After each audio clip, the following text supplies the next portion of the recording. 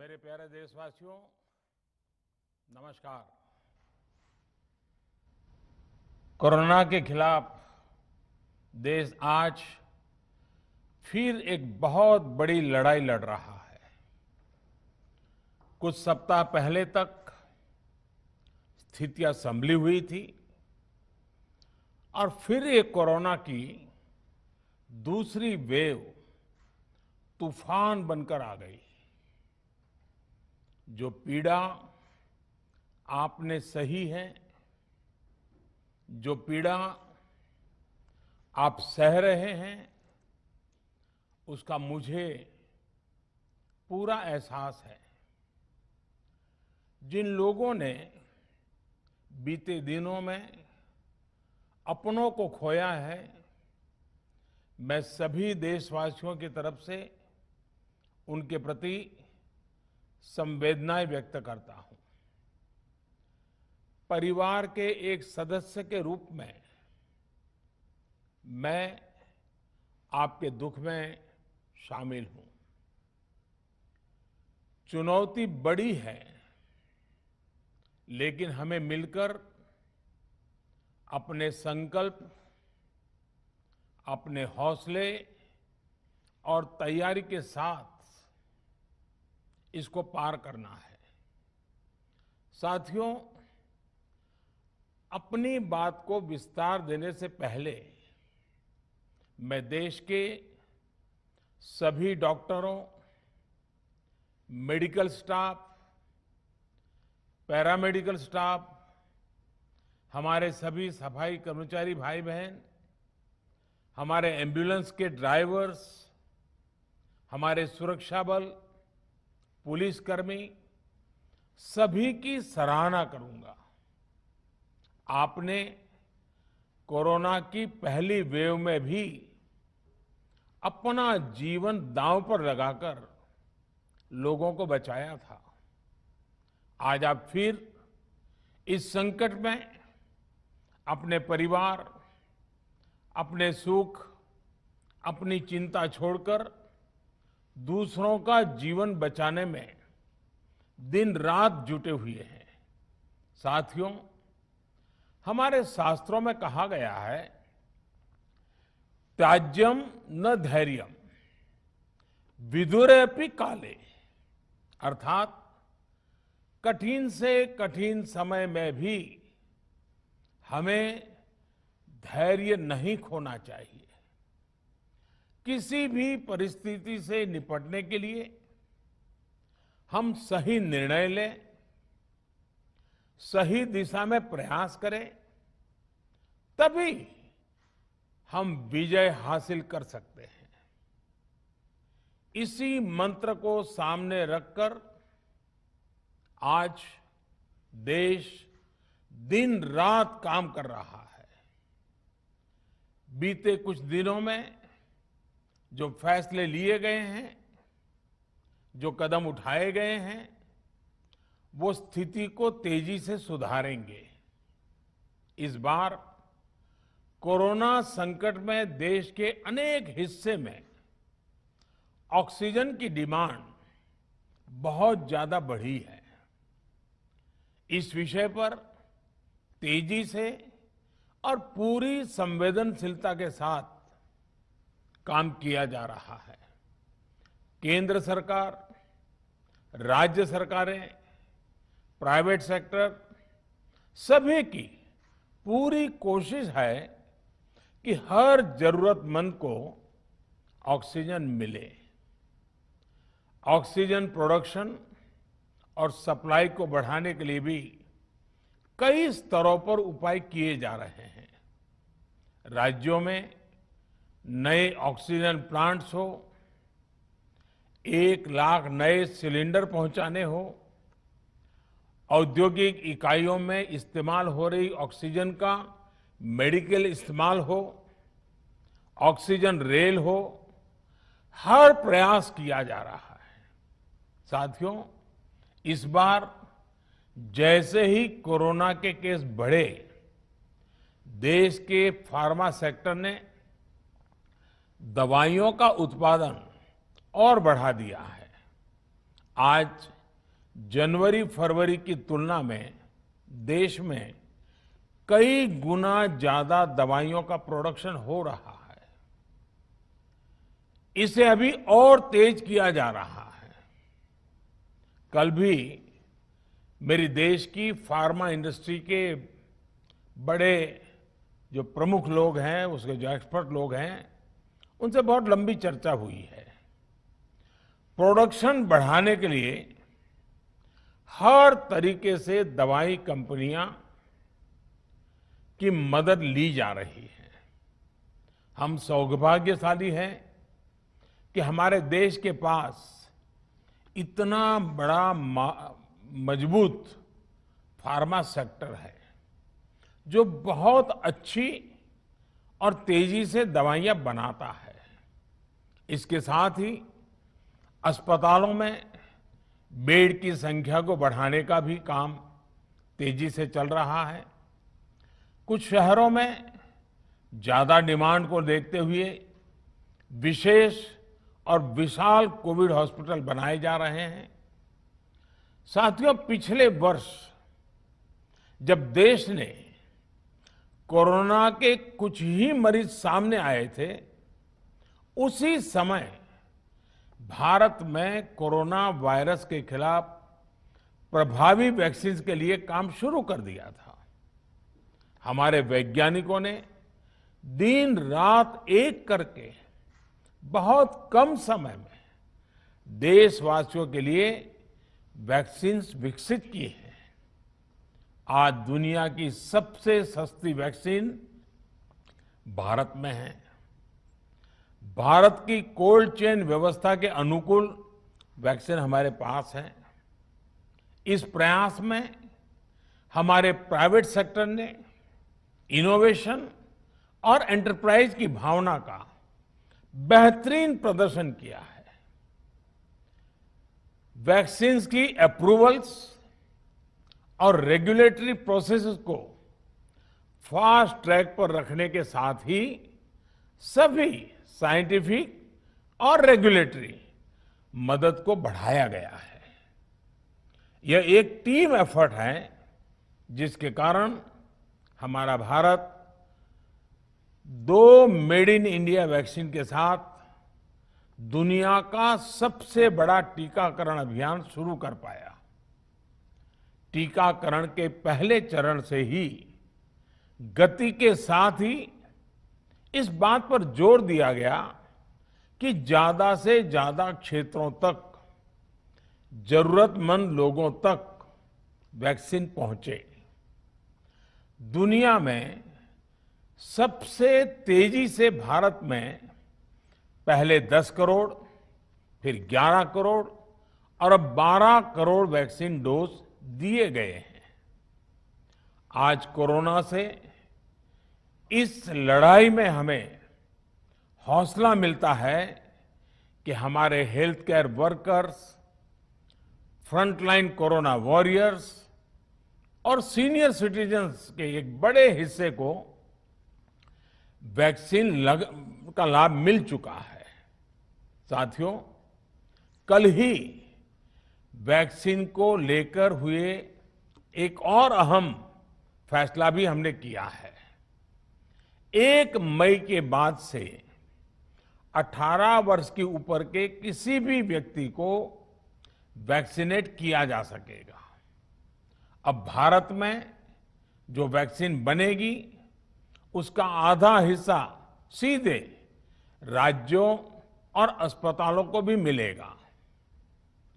इस बीच गरीबों, बुजुर्गों, निम्न मध्यम वर्ग के लोग 45 वर्ष की आयु के ऊपर के व्यक्तियों के लिए केंद्र सरकार का जो वैक्सीन कार्यक्रम चल रहा है वो भी उतनी ही तेजी से जारी रहेगा। पहले की तरह ही सरकारी अस्पतालों में मुफ्त वैक्सीन मिलती रहेगी, जिसका फायदा, जैसा मैंने कहा, हमारे गरीब परिवार हो, हमारे मध्यम वर्ग, निम्न मध्यम वर्ग के परिवार हो, वो उनका लाभ उठा सकेंगे। साथियों, हम सभी का प्रयास जीवन बचाने के लिए है, और जीवन बचाने के लिए तो है ही। प्रयास से भी ये है कि आर्थिक गतिविधियां और आजीविका कम से कम प्रभावित हो। प्रयास का तरीका यही रखा जाए।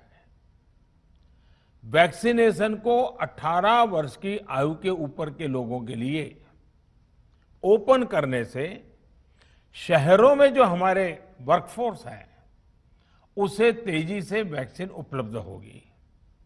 राज्यों और केंद्र सरकार के प्रयासों से श्रमिकों को भी तेजी से वैक्सीन मिले लगेगी। मेरा राज्य प्रशासन से आग्रह है कि वो श्रमिकों का भरोसा जगाए रखे।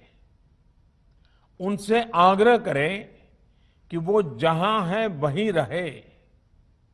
राज्यों द्वारा दिया गया ये भरोसा उनकी बहुत मदद करेगा कि वो जिस शहर में हैं वहीं पर अगले कुछ दिनों में वैक्सीन भी लगेगी और उनका काम भी बंद नहीं होगा। साथियों, पिछली बार जो परिस्थितियां थी वो अभी से काफी भिन्न थी। तब हमारे पास इस वैश्विक महामारी से लड़ने के लिए कोरोना स्पेसिफिक मेडिकल इंफ्रास्ट्रक्चर नहीं था। आप याद करिए देश की क्या स्थिति थी। कोरोना टेस्टिंग के लिए पर्याप्त लैब नहीं, पीपीई का कोई प्रोडक्शन नहीं, हमारे पास इस बीमारी के ट्रीटमेंट के लिए कोई खास जानकारी भी नहीं। लेकिन बहुत ही कम समय में हमने इन चीजों में सुधार किया। आज हमारे डॉक्टरों ने कोरोना के इलाज की बहुत ही अच्छी एक्सपर्टीज हासिल कर ली है। वो ज्यादा से ज्यादा जीवन बचा रहे हैं। आज हमारे पास बड़ी मात्रा में पीपीई किट्स हैं, लैब्स का बड़ा नेटवर्क है और हम लोग टेस्टिंग की सुविधा को निरंतर बढ़ा रहे हैं। साथियों, देश ने कोरोना के खिलाफ अब तक बहुत मजबूती से और बहुत धैर्य से लड़ाई लड़ी है। इसका श्रेय आप सभी को, सभी देशवासियों को ही जाता है। अनुशासन और धैर्य के साथ कोरोना से लड़ते हुए आप देश को यहां तक लाए हैं। मुझे विश्वास है जन भागीदारी की ताकत से हम कोरोना के इस तूफान को भी परास्त कर पाएंगे। आज हम अपने चारों ओर देख रहे हैं कि कैसे कई लोग, कई सामाजिक संस्थाएं जरूरतमंदों तक मदद पहुंचाने में दिन रात जुटे हैं। दवाई पहुंचाना हो, खाने या रहने की व्यवस्था करनी हो, लोग पूरे मनोयोग के साथ काम कर रहे हैं। मैं इन सभी के सेवा भाव को आदरपूर्वक नमन करता हूं और देशवासियों से अपील करता हूं कि अधिक से अधिक मात्रा में इस संकट की घड़ी में देशवासी आगे आएं और जरूरतमंदों तक मदद पहुंचाएं। समाज के पुरुषार्थ और सेवा के संकल्प से ही हम ये लड़ाई जीत पाएंगे।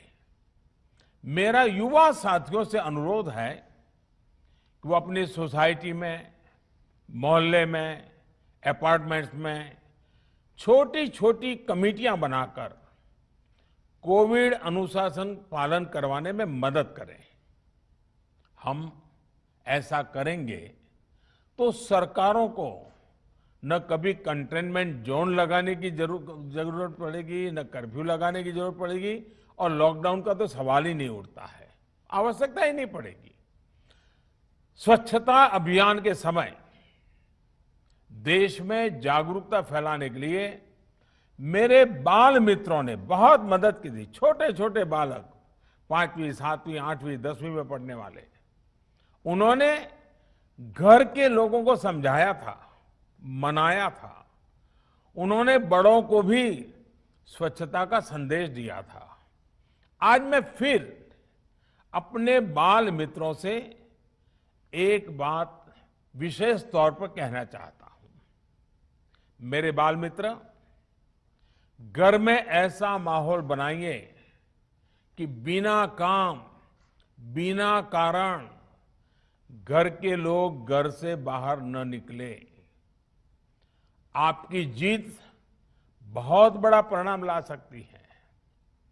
प्रचार माध्यमों से भी मेरी प्रार्थना है कि ऐसे संकट की घड़ी में वो लोगों को सतर्क और जागरूक करने के लिए जो प्रयास कर रहे हैं उसे और बढ़ाएं। इसके साथ ही इसके लिए भी काम करें कि डर का माहौल कम हो सके, लोग अफवाह और भ्रम में न आए। साथियों, आज की स्थिति में हमें देश को लॉकडाउन से बचाना है। मैं राज्यों से भी अनुरोध करूंगा कि वो लॉकडाउन को अंतिम विकल्प के रूप में ही इस्तेमाल करें। लॉकडाउन से बचने की भरपूर कोशिश करनी है और माइक्रो कंटेनमेंट जोन पर ही ध्यान केंद्रित करना है। हम अपनी अर्थव्यवस्था की सेहत भी सुधारेंगे और देशवासियों की सेहत का भी ध्यान रखेंगे। साथियों, आज नवरात्रि का आखिरी दिन है। कल रामनवमी है और मर्यादा पुरुषोत्तम श्री राम का हम सभी को यही संदेश है कि हम मर्यादाओं का पालन करें। कोरोना के इस संकट काल में कोरोना के बचने के जो भी उपाय है, कृपया करके उनका पालन 100% करिए। दवाई भी, कड़ाई भी, इस मंत्र को कभी भी भूलना नहीं है। ये मंत्र जरूरी है, वैक्सीन के बाद भी जरूरी है। रमजान के पवित्र महीने का भी आज 7वां दिन है। रमजान हमें धैर्य, आत्मसंयम और अनुशासन की सीख देता है। कोरोना के खिलाफ जंग जीतने के लिए अनुशासन भी, उसकी भी उतनी ही जरूरत है। जब जरूरी हो तभी बाहर निकले। कोविड अनुशासन का पूरा पालन करें। मेरा आप सभी से यही आग्रह है। मैं आपको फिर ये भरोसा देता हूं, आपके इस साहस, धैर्य और अनुशासन के साथ जुड़कर आज जो परिस्थितियां हैं उन्हें बदलने में देश कोई कसर नहीं छोड़ेगा। आप सभी स्वस्थ रहें, आपका परिवार स्वस्थ रहें, इसी कामना के साथ मैं अपनी बात समाप्त करता हूं। आपका बहुत बहुत धन्यवाद। नमस्कार, আমি স্নেহা। আশা করি আপনাদের এই প্রতিবেদনটি ভালো লেগেছে। লেটেস্ট খবরের জন্য এইভাবেই চোখ রাখুন দ্য সোশ্যাল বাংলার পর্দায়। আপনাদের যদি ভিডিওটি ভালো লেগে থাকে তাহলে অবশ্যই লাইক, সাবস্ক্রাইব, শেয়ার এবং ফলো করতে ভুলবেন না যেন।